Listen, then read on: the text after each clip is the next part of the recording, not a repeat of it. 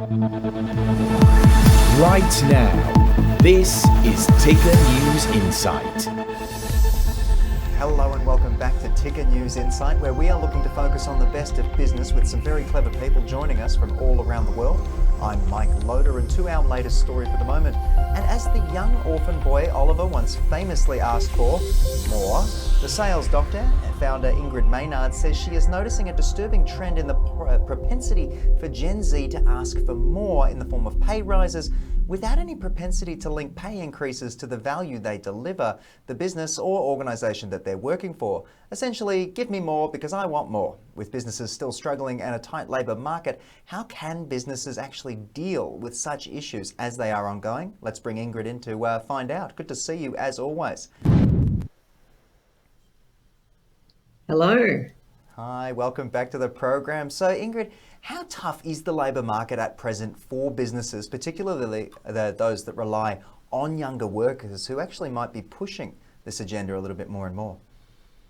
Yeah, it's really interesting, isn't it? I mean, I think if it's very tough, simply, you go down any main street and, I don't know about your area, but in mine, it's just, shop after shop front saying, staff wanted, help wanted, specific skills wanted. I mean, even yesterday, somebody told me about the airlines, having to push flights because they couldn't get, baggage staff, crew staff, and that's, exacerbated by, people coming down with COVID and things like that as well. So it's really, really tough.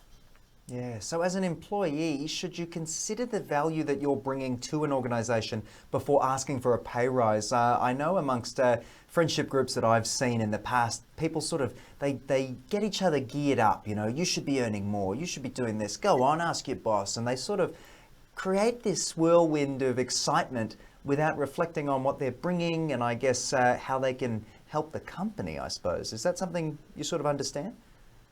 Yes, very much so. And you think about at the moment, the availability crisis that a lot of businesses are facing, it's understandable why a lot of young people think that their value is actually being available, and it's not. Unfortunately, what I would say to them is there needs to be almost a correction of sorts in the way that they think about the value that they bring, so that it's not just about availability or even just about their qualification that they got at uni or any kind of TAFE course or anything like that. What it is about bringing increase to the business or the organisation that you're working for. So, how through the work that I do, am I enabling the organisation to do more or to be more valuable as a result of my contribution? And to do that, they really need to ask some questions of their employer. Well, Ingrid, let's run through a few of those. And how do you determine your own value? It seems like a difficult challenge for many to look at yourself in the mirror, without any, it can often be quite hard to look at yourself and unpack exactly what you're bringing. Is that a conversation that employers and employees should be having regularly and checking in and sort of a performance review? I mean, that's a thing. Yeah, oh, look, absolutely. Absolutely. You're right. There's two sides to this. I think what would really help would be if employees could start thinking about themselves as businesses or as consultants, and thinking of their employer as a client. That would reorientate things significantly, because then they would, be forced to be thinking about, the employer as someone that I'm giving service to, somebody that I'm delivering value for, and then being really clear about what those expectations are, how that value will be measured, and then therefore how I go about delivering it.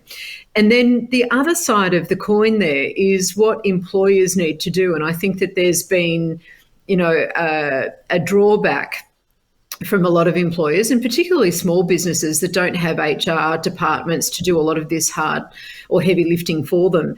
And that is to really understand what they're bringing to the market, what their EVP really is. And then when somebody comes on board, getting clear about what my expectations are, how I'm going to expect value to be delivered by you, and what that looks like. So not just what, but how, so that people understand the quality piece as well as just the outcomes. And then when there's that clarity, there's more room for a clear conversation, so that when somebody comes to you and says, I think I deserve a pay rise, then you can have a conversation that reverts back to the expectations that were clearly articulated in the first place.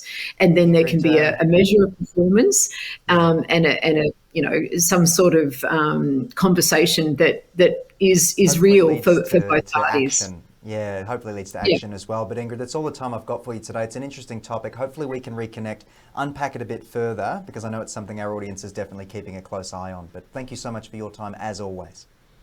Oh, thank you for yours.